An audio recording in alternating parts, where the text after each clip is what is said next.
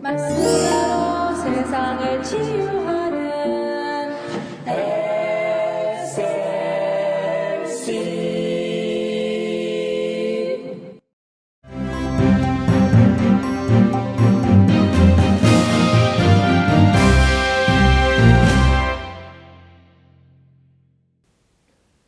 여러분 안녕하십니까? 창세기 성경 강해를 진행하고 있는 이영희 목사입니다. 오늘은 창세기 12장 10절에서 20절의 말씀을 본문으로 해서 인생과 여호와라는 주제로 말씀 공부를 하겠습니다.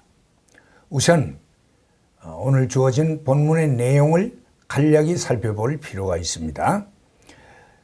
갈대아 땅, 다시 말하면 바벨론 땅 우르에서 하나님의 부름을 받았던 아브라함의 가족은 드디어 그 하나님의 부르심에 순종해서 약속의 땅 가나안에 들어갔습니다. 그리고 그 가나안 땅에서 가는 곳마다 제단을 쌓아 하나님을 섬겨 경외했으며 그 땅에 거하게 되었습니다. 그러나 오늘 본문에 보니까 그 땅에 심한 기근이 와서 할 수 없이 애굽 땅에 내려가 거하려고 가나안 땅을 떠나 애굽으로 내려갔다고 했습니다.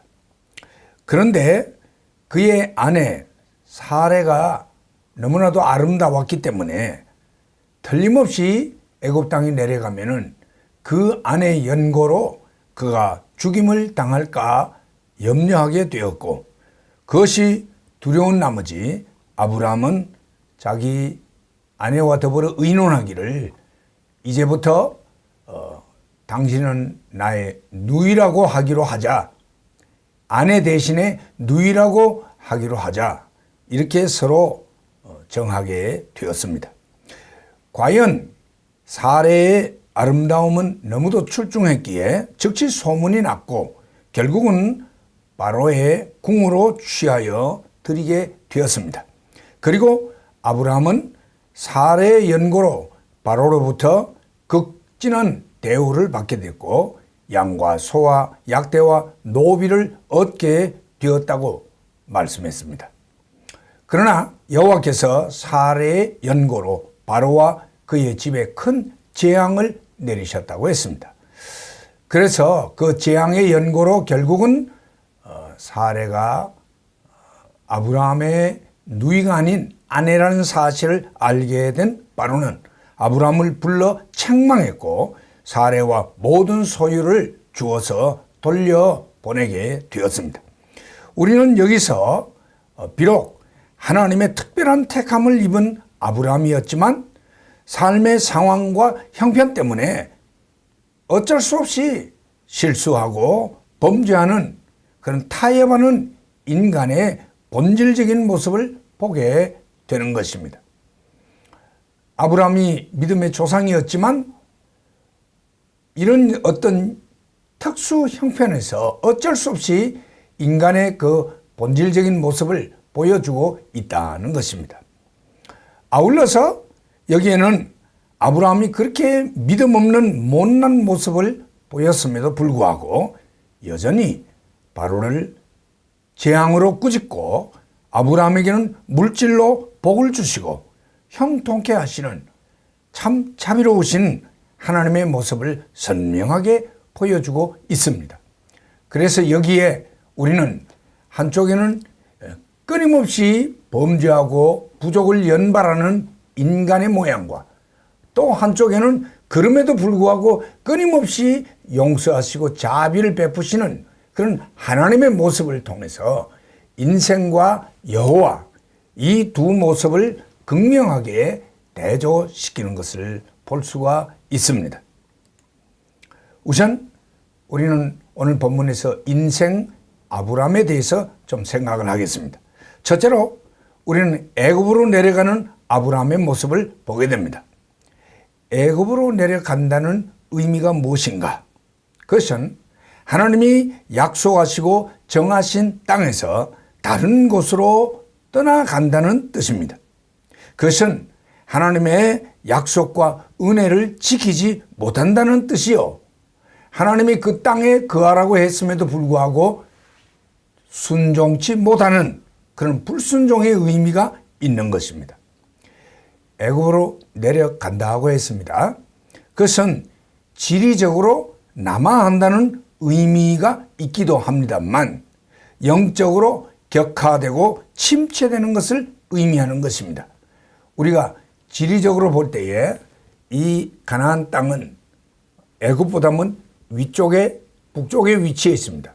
그러므로 애굽으로 내려간다 하게 될 때에 그것은 지리적으로 남으로 점점 내려간다는 그런 의미가 있지요.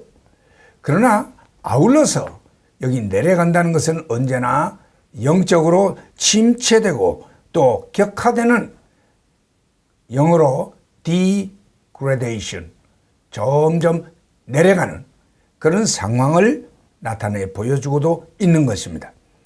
영적으로 애굽은 죄의 세력의 상징인 바로가 다스리는 땅이 옳시다. 그것은 죄와 어두움의 영역을 의미하는 것입니다. 결국 아브라함이 가나안 땅에 거하지 않고 애굽 땅으로 내려간다는 것은 하나님의 약속과 은혜와 축복을 지키지 못하고 죄와 어두움의 영역으로 내려가는 영적인 타협과 침체를 의미하는 것입니다. 뿐만 아니라 우리는 아브라함이 애굽에 내려가게 되는 원인이 무언가를 생각해 볼 필요가 있습니다. 본문에 나타난 바대로는 아브라함이 애굽으로 내려가게 되는 직접적인 원인은 심한 기근 때문이었다고 했습니다. 기근은 가나안 땅에 거하지 못하게 되는 문제거리요 방해 요인으로서 우리에게 있어서 신앙적인 시련과 시험이라 할 수 있습니다. 하나님이 정하신 어떤 축복된 은혜의 영역에 내가 거하려고 하지만 계속적으로 그 땅에 있기를 원하지만 그러나 거기에 기근이 일어나 내가 애굽으로 내려가게 된다는 것은 결국 우리의 신앙생활을 유지하지 못하도록 만드는 어떤 방해 요소요, 시험과 시련을 의미하는 것입니다. 아브라함이 기근 때문에 양식이 있는 애굽 땅으로 내려간 것은 신앙의 굴복과 타협이라 할 수 있습니다. 분명 아브라함은 믿음의 사람이었지만 형편 때문에 상황에 굴복하고 타협하는 것은 그의 신앙이 아직까지 미성숙한, 아직까지 강한 신앙이 되지 못하는 것을 보여주고 있다는 것입니다. 창세기 26장에 보면은 그 아들 이삭도 역시 흉년을 당하게 되어서 애굽으로 내려가게 되었습니다. 그가 애굽으로 내려가기 위하여 블레셋 땅인 그랄 지방을 내려가게 될 때에 하나님께서 이삭에게 나타나서 너는 이 가나안 땅을 떠나지 말아라. 너는 애굽으로 내려가지 말아라. 그렇게 권면을 하셔서 이삭은 애굽으로 내려가지 않았던 그런 내용이 나타나고 있습니다. 아무튼 이삭도 흉년을 당해서 애굽으로 내려가려고 시도를 했던 것을 보게 됩니다. 뿐만 아니라 룻기 1장에 보면은 아비멜렉이라는 가정이 그 아내 나오미와 두 아들 말련과 기련과 함께 베들레헴에서 흉년을 만나 그만 모압 땅으로 들어가는 그런 모습을 보게 됩니다. 그것은 영적인 침체를 의미하는 것입니다. 또한 열왕기상 19장에 보면은 엘리야가 왕후 이세벨의 공갈에 녹아 형편을 보아 광야로 도망가는 그런 사건을 보게 됩니다. 이 모든 것은 바로 어떤 주어진 현실과 상황과 타협하는 그런 모습을 보여주고 있는 것입니다. 두 번째로 여기에 우리는 거짓말로 속이는 아브라함을 볼 수가 있습니다. 애굽에 내려간 아브라함이 아내 사레의 아름다움 때문에 혹시 죽게 될까봐 두려워하여 아내가 아니라 누이로 칭하기로 서로가 다시 말하면 속이기로 약속을 한 것이 나타납니다. 잘못된 걸음과 길에는 필연적으로 잘못되는 일이 열리게 되는 것입니다. 애굽으로 내려가는 것이 결정이 되니까 그 애굽에 가서 쏘게만 되는 그런 상황이 연달아 일어나게 되는 것입니다. 어느 문호가 그런 말을 했습니다. 한 죄는 또 다른 죄의 문을 연다고 했습니다. 이처럼 잘못된 길에 서게 되면은 잘못될 일이 자꾸만 생기게 된다는 것입니다. 요나서 1장에 보니까 요나가 하나님의 니느웨로 가라고 명하시는 명령을 불순종하고 도망을 치게 되었습니다. 그래서 그가 다시스로 요빠로 내려가게 되었는데 그 요빠로 도망을 쳤더니 마침 다시스로 가는 배가 준비되어 있었다고 그랬습니다. 도망을 쳤더니 도망가게 될 그 탈 배가 준비됐다고 그랬습니다. 이처럼 한 죄를 짓게 되면은 또 다른 죄의 문이 자꾸만 열리게 된다는 것이죠. 아무튼 애굽에 내려간 것도 굶어 죽을까 하는 이유 때문이었고 거짓말로 속이는 것도 목숨이 해함을 받을까 봐 생명의 위협을 당하는 때문이었습니다. 모두가 다 전능하신 하나님을 절대적으로 신뢰하지 못하게 된 데서 오는 부족한 믿음 때문에 일어나는 일들임을 보게 됩니다. 사실로 사레는 아브라함의 이복 누이이기도 했습니다. 그러나 그들은 사회적으로 분명 부부이지 남매가 아닙니다. 그들의 변명은 매우 부적절하고 억지스러운 것이 아닐 수 없습니다. 정당화되기가 어려운 것이죠. 뿐만 아니라 아브라함은 책망을 당하는 자리에 나가게 됩니다. 바로가 사레를 아름다움을 인하여 궁으로 취해 들이므로 하나님이 바로와 그 집에 큰 재앙을 내렸다고 했습니다. 그래서 바로는 아브라함에게 쏘은 것을 알게 되었고 그로 인하여 바로는 아브라함을 불러서 책망을 했다고 했습니다.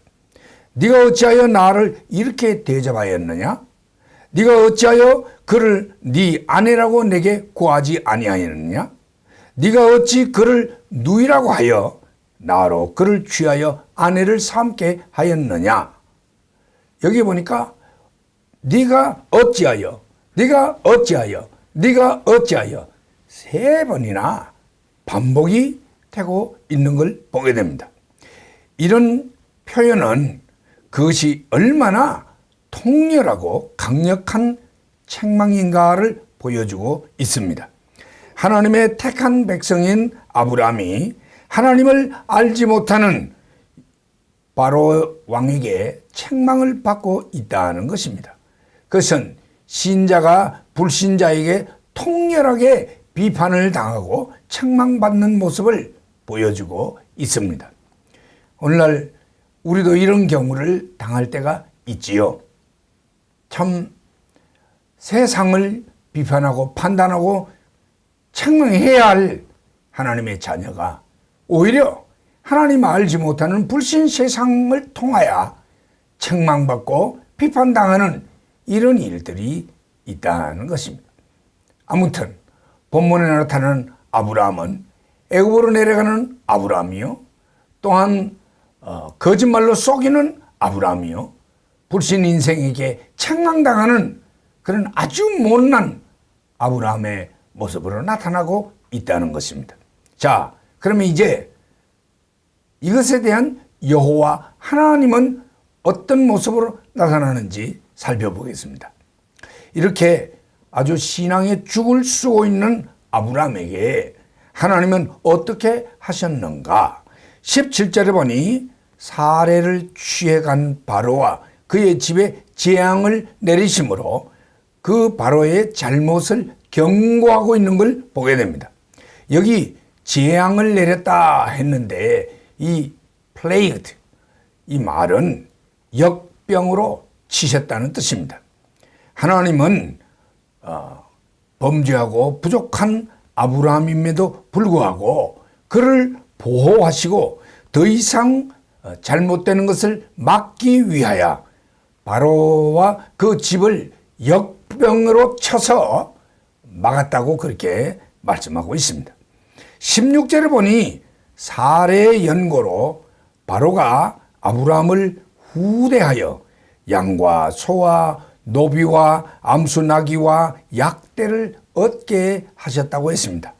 참 아이러니가 아닐 수 없습니다. 왜 그러냐? 지금 아브라함은 아내 사례를 누이 동생이라고 속여 지금 바로는 그것도 모르고 사례를 자기 아내 삼기 위해서 궁으로 취해 들인 바 되었고 그 오라버니가 되는 이 아브라함을 후대하여 그에게 양과 소와 나귀와 또 약대와 많은 노비들을 주어서 아주 재물을 얻도록 만들었다고 했습니다. 이방에서 뜻하지 않게 아브라함은 큰 재물을 얻게 되었습니다. 이게 다 하나님의 은혜라는 말씀이죠. 뿐만 아니라 하나님은 아브라함을 보호하셔서 끝내 그 바로에게 해를 당치 않고 무사히 돌아오도록 만드셨습니다. 자, 우린 여기서 하나님이 그의 택한 백성이 비록 못나고 부족하지만 어떻게 보호하시고 돌보시고 부자까지 되게 하시고 무사히 다시 원래의 자리로 돌아오게 만드시는 그런 놀라우신 하나님의 자비를 보게 되는 것입니다. 우린 오늘 공부 가운데서 인생과 여호와, 참 어쩔 수 없이 실수하고 범죄하고 타협하는 이런 인간의 본질적인 그 모습을 보는 것과 더불어 그것에 반하여 하나님께서는 이렇게 부족하고 못난 인생임에도 불구하고 그의 택한 백성을 위해서 보호하시고 막으시고 끝까지 참 재물로 부유하게 하시며 돌아오게 하시는 이런 놀라우신 하나님의 사랑과 자비를 보게 되는 것입니다. 어느 신학자가 그렇게 말했습니다.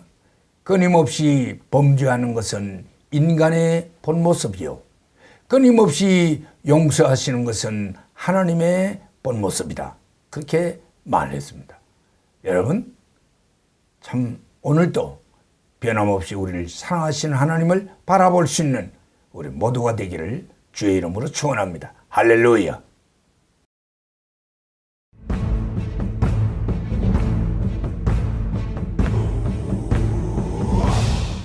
말씀으로 세상을 치유하는